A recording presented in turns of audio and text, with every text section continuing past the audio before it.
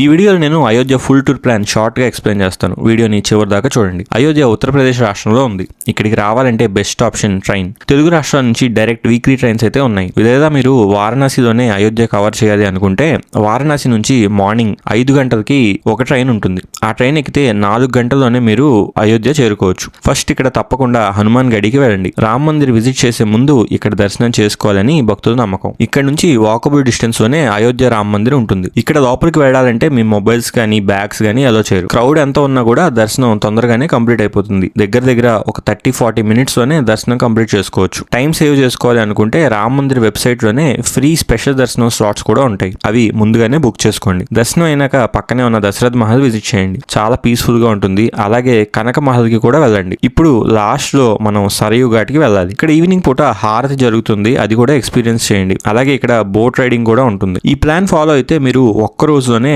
Ayodhya complete గా cover చేయొచ్చు. ఈ వీడియోని అయోధ్య వెళ్ళాలి అనుకునే మీ ఫ్రెండ్స్ అండ్ ఫ్యామిలీకి షేర్ చేయడం మర్చిపోకండి.